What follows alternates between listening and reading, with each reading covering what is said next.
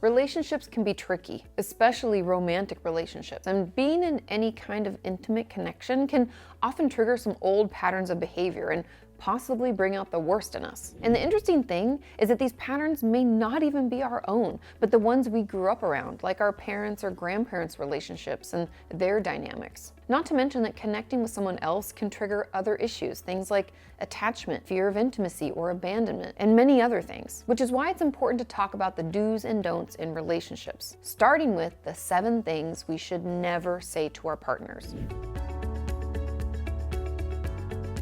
And number 7 is, you always do that.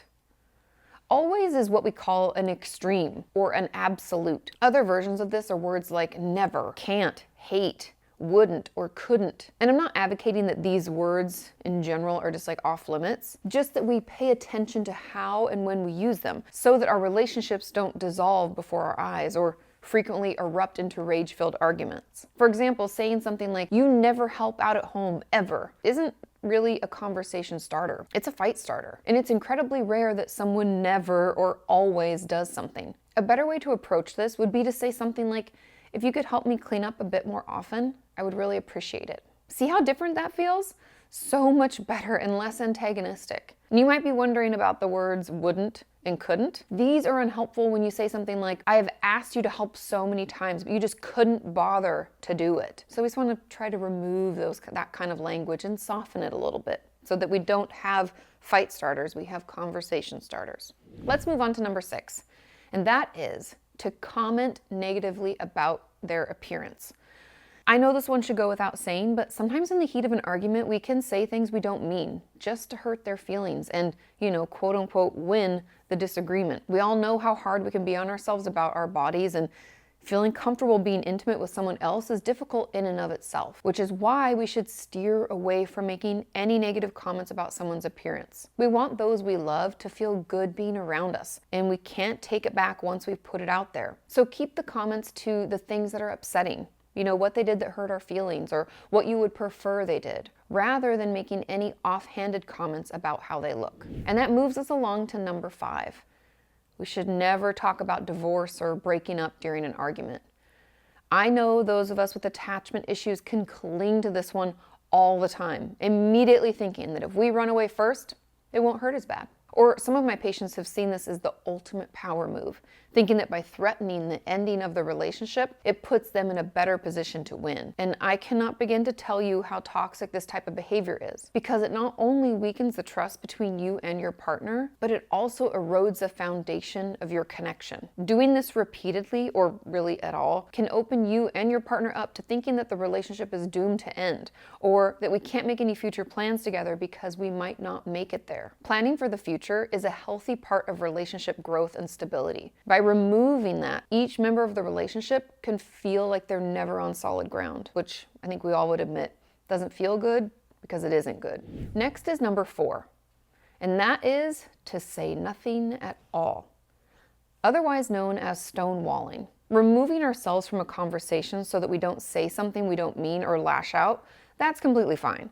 But we must return to the conversation at a later time to work through it. Never speaking up about what's upsetting or what change you're hoping to see means that it's never going to get better. People can't read our minds. We have to tell them what we're thinking, feeling, and what upset us, even if it seems obvious to us. Refusing to communicate because we don't like how it's going or we're unwilling to compromise is not going to improve things. If you feel yourself wanting to shut down, run away, or just stop talking, it might be better to quickly say, you have to stop for a bit and come back when you're not as upset. It's always okay to do that, and it can prevent us from making things worse. But we do have to return to the issue and work it out. So I want to throw that out there. You can't just, I'm going to run away and then not come back. We have to come back.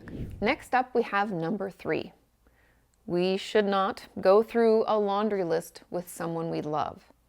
This means we aren't keeping track of all the things that we did versus what they did and listing it off. I know we can think that we've done more than they have, and maybe we have, but if we are doing things knowing that we're going to resent them or be upset about it, maybe we don't do that thing, and instead we ask them to. If you think you are always the one unloading the dishwasher, how about we ask them to do it next time? Or if we feel like we do most of the work with the kids, how about we ask them to handle the next task? It takes two to be in a relationship. And if one isn't pulling their weight, we have to speak up, talk about it, and come up with a better way to manage the work of the home, the relationship itself, the kids, or whatever. Acts of service is one of the 5 love languages. So if this sort of thing really sets you off, maybe talk with your partner about it and how important sharing in tasks is to you. And finally, when we do these things for our loved ones, these things should be done with joy and love. Even if the task isn't our favorite to do, we could be happy that we're able to do it, or do it because we love them and we know that it will help them. If we are doing it, feeling resentful, mentally adding it to a list of things to be pissed off at them about, then maybe we should talk to them about it first. Number 2, we should never tell our partner, "I don't care." When the person we're committed to says this, it can trigger fear of abandonment and erode the foundation of the relationship. It can cause us to start thinking that they aren't invested or don't care about us, especially if this is said about something that's really important to us. I know sometimes we can be so exhausted by the argument that we just want it to end, but try not to say this and instead say something like, "I can tell this is important to you, but I'm too tired to talk about it right now. Can we pick this up tomorrow?" Again, it's totally fine to back burner the conversation until we're in a better place to talk it through. And finally, the number 1 thing we should never say to our partner, "I wish I never met you." This statement cuts deep and essentially states that we want to erase our entire relationship. Something that couples hold on to even during tough times, or those early, excited, and in-love feelings that they had back at the beginning or at another stage in the relationship. And we can tap back into those good days and remember why we're with them. To say that we wish it had never happened can make it hard to fight for the relationship at all. And it can also trigger fears of abandonment or lead to thoughts the person that we've made a life with doesn't see a future with us. It can make us start looking for ways out or cause us to put up walls to protect us from the perceived loss. Overall, it can damage the relationship deeply and weaken the trust that we have with our partner. There are obviously so many more we could mention, like saying hurtful things about each other's families or parenting abilities. But the point is to be careful about what we say to each other. And if you feel yourself losing your cool or getting too emotional, it's okay to step away for a bit and come back to the conversation at a later time. I know relationships and communication are hard, but when we find the right person, it's totally worth it. In case you were thinking, well, great, I do all these things. What can I do if I still want to be with them? Well, here are 4 tips to turn any relationship around. And number 1, communicate. I will always tell people to err on the side of over-communicating, especially when our feelings are hurt. Work to tell them what's upsetting you, what hopes or assumptions you had, and how they can make it right. We have to talk to each other to make any relationship work, so fight back against that urge to shut down and instead reach out and tell them what's going on. Next, number 2, be honest about your faults.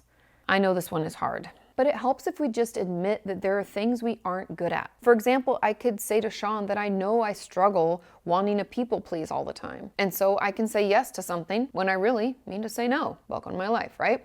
This part doesn't aim to fix anything, but it does aim to help build trust and understanding, and most importantly, connection. So own up to your own issues and your role in the argument, because it takes 2 to argue. Even if one of us is shutting down, we're still participating, right? So owning up can really help. Moving on to number 3, and this one should have been obvious, apologize.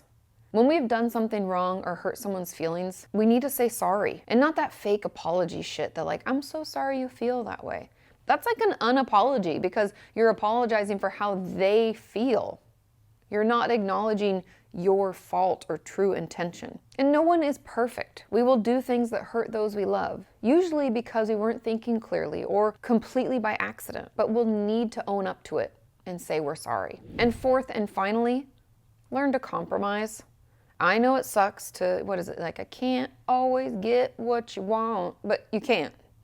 And if we want to be with someone, we're going to have to put the relationship itself first and find a way to meet in the middle. So if you have some non-negotiables, communicate those and then give in the places where maybe it isn't that important. We have to work with our partners to move forward. Being unwilling to compromise will just keep us where we are. I hope you found that helpful. Like I said, there are so many other things that I could have mentioned, so feel free to leave any others in the comments down below. Have a wonderful week, and I will see you next time.